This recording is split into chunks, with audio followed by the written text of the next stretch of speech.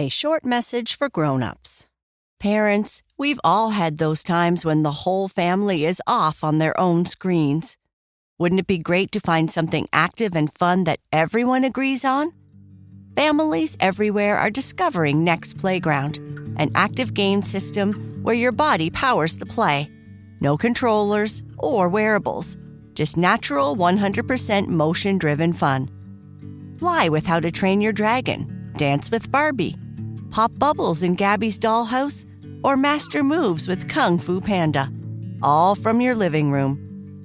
Even better? You can get 20% off now for Prime Day, but only through July 19th, so don't wait. Go get yours today. Want to learn more? Visit nextplayground.com. That's nextplayground.com to explore active family gaming today.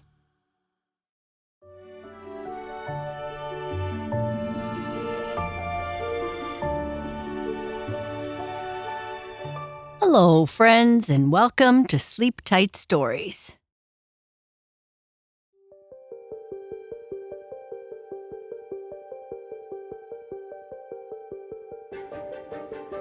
Red is so tired after her morning adventures that she decides to lay down for a short nap, but falls deep asleep.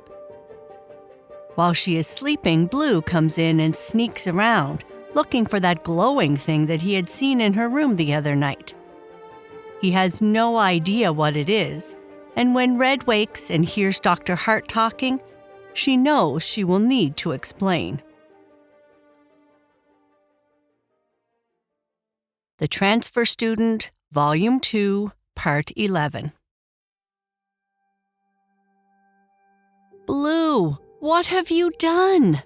Red scrambled off her bed, her heart hammering as she stared at her little brother, holding the charm like it was a toy he'd found in a cereal box. I didn't break it, Blue protested, holding the device protectively against his chest. I was just looking, and then this lady started talking about migration windows and Martian archives and give it back, now. Red lunged for the charm, but Blue was quicker, dancing backward toward her desk. Not until you tell me what's going on. Blue's eyes were bright with excitement rather than fear, which somehow made everything worse. Red, that was actual alien technology. Do you know how cool that is? It's not cool, it's dangerous, Red hissed, glancing toward her bedroom door. And keep your voice down. Do you want Mom to hear us talking about aliens? Blue's face scrunched up in confusion. But we're aliens. We're from Mars. Why is it dangerous for us to have alien stuff? Red opened her mouth to explain, then realized she had no idea where to start. How could she tell Blue about corrupt AID agents and corporate exploitation and the difference between peaceful integration and... Oh no, Blue said suddenly, his expression shifting from excitement to understanding. This is about those weird people who came to our kitchen that time, isn't it? The really big lady and the guy with the creepy smile? You remember Misty and Shade? Remember them? Red, they were terrifying. The lady looked like she could bench press our entire house, and the guy never stopped smiling, even when Mom spilled tea on his shoes. But if they gave you alien technology, does that mean they're the good guys or the bad guys? Despite everything, Red almost smiled. Trust Blue to reduce a complex interplanetary conspiracy to a simple good guys versus bad guys scenario. It's complicated, she said, sinking onto her bed, and that wasn't my technology. I found it. Found it where? And why does some old Earth lady know about Martian migration windows? Blue sat down in her desk chair, still clutching the charm. I mean, Earth people aren't supposed to know about any of that stuff, right?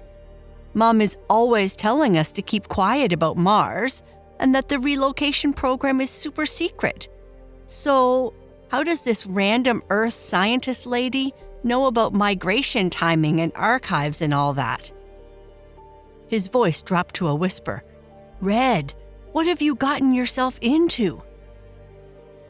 "That's what I'm trying to figure out," Red admitted. "But Blue, you cannot tell Mom about this. Promise me."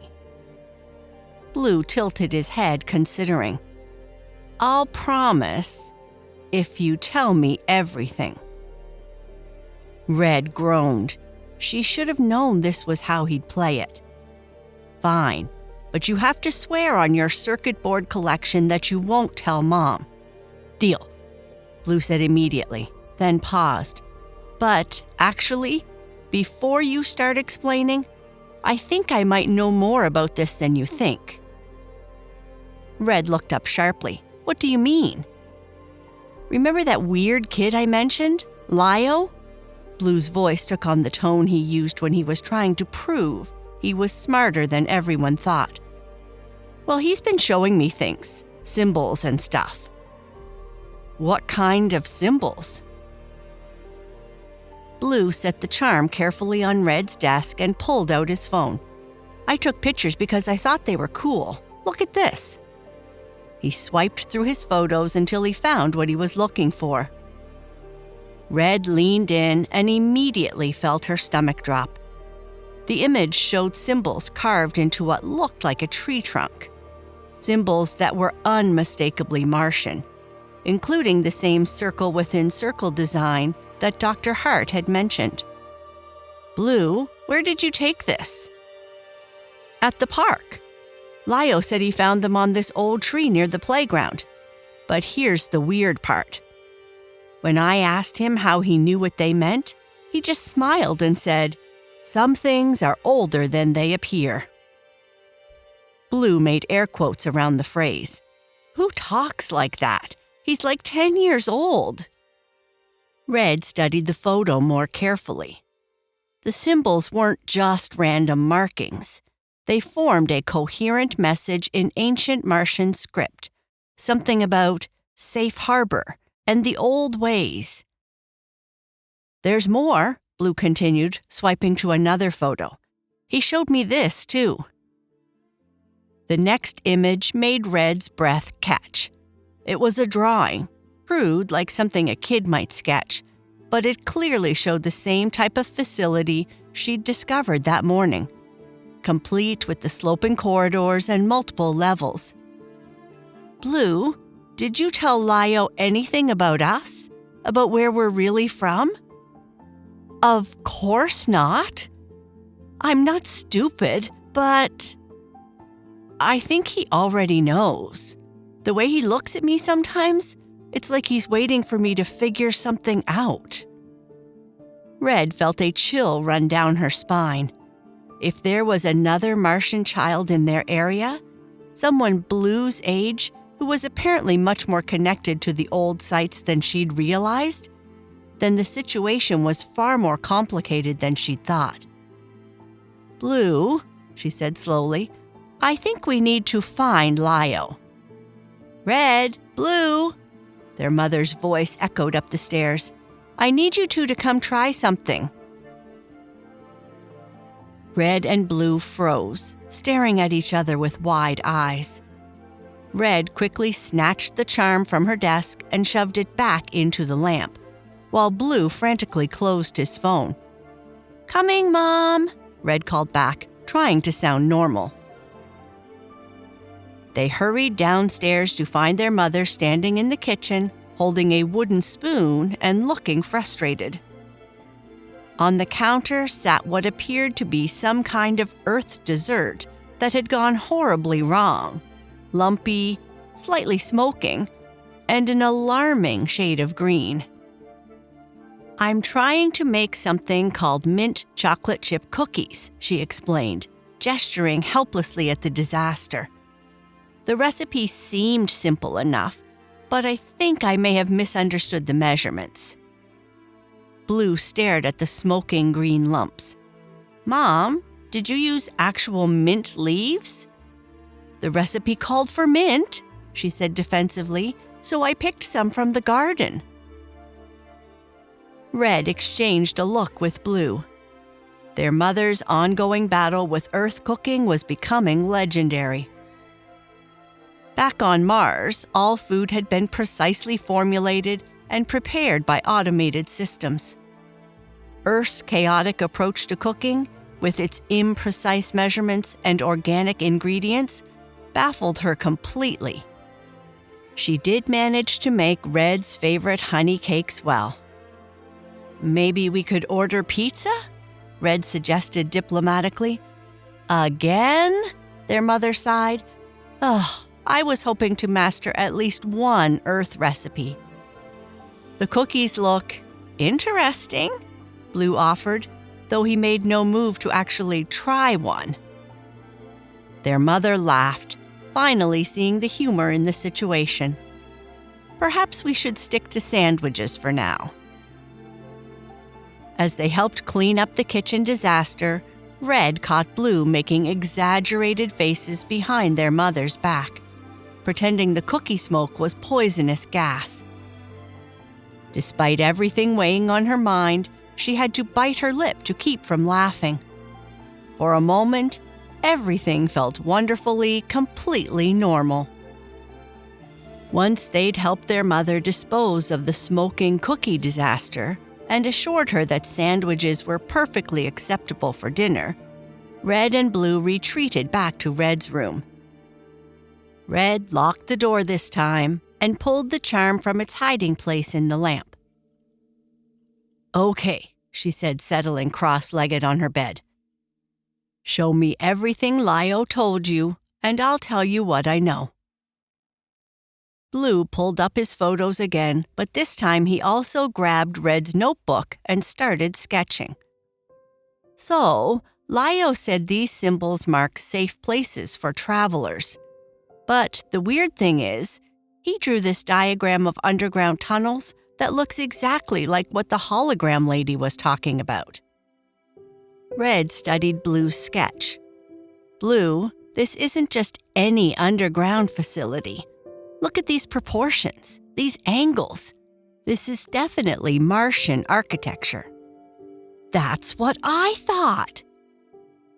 "But how would a 10-year-old Earth kid know about Martian building techniques?"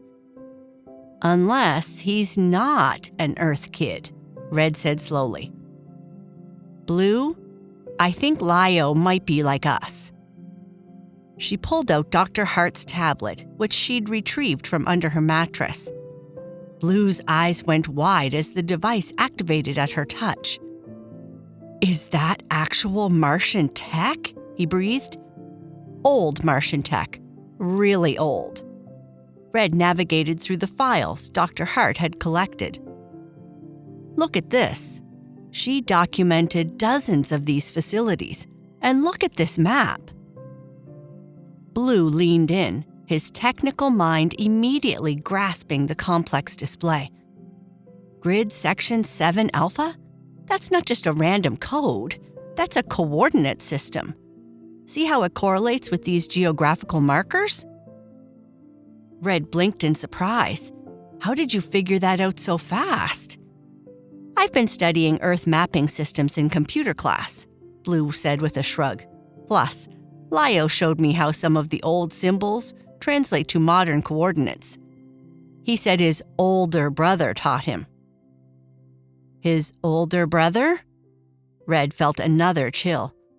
How many Martian families were secretly living in their area? Blue was already pulling up Earth mapping software on his phone, cross-referencing Dr. Hart's coordinates with local geography. "Red, look at this. Grid Section 7 Alpha corresponds to the old quarry outside town. The one that's been abandoned for like ever." Red stared at the location on Blue's screen. It was less than an hour's bike ride from their house, hidden in a patch of forest that most people avoided because of the unstable ground around the old mining operations. Blue, she said quietly, I think we found where Dr. Hart hid the Martian archive. So when do we go check it out? Blue asked, his eyes bright with anticipation. Whoa, hold on, stinky head, Red said, holding up her hands. There is no we going to check anything out. This is dangerous, Blue. There are people looking for these sites who definitely don't have good intentions. Blue's expression immediately shifted from excitement to determination, the same stubborn look he got when their mother tried to make him eat earth vegetables. Red, I already know about the symbols. I already know about Lio, and I already know about the archive location, he said, crossing his arms. Plus, I'm the one who figured out the coordinates. You can't just exclude me now. I can, and I will, Red replied firmly. Blue, these aren't just random treasure hunters. These are corrupt AID agents who want to sell Martian technology to Earth corporations. So are you saying you're going alone? Blue raised an eyebrow in a way that reminded Red uncomfortably of their father. Because that seems like a really bad idea. Red opened her mouth to argue, then realized he had a point. Going alone had gotten her into trouble that morning. If Misty and Shade hadn't shown up? Look, Blue continued, you need someone who understands the technical stuff, right? And someone who can communicate with Lio if we need information. Plus, I'm smaller than you. I can fit into spaces you can't. Blue, and if you don't let me help, Blue said with a grin that was equal parts innocent and devious, I'll just have to tell Mom that you've been sneaking out to explore dangerous alien ruins. I'm sure she'd love to hear about your nature study project that involved ancient Martian technology. Red stared at her brother in horror. You wouldn't. I absolutely would, Blue said cheerfully. You know I'm terrible at keeping secrets when Mom uses her disappointed voice. Red groaned, covering her face with her hands. He was right. Blue had never been able to lie to their mother successfully. He'd crack under questioning in about 30 seconds. Fine, she said through her fingers, but we do this my way. You follow my lead, you don't take unnecessary risks, and if I say we leave immediately. Deal? Blue's grin widened. Deal. This is going to be awesome. Red wondered what she'd just gotten herself into. And that is the end of this part. Good night. Sleep tight.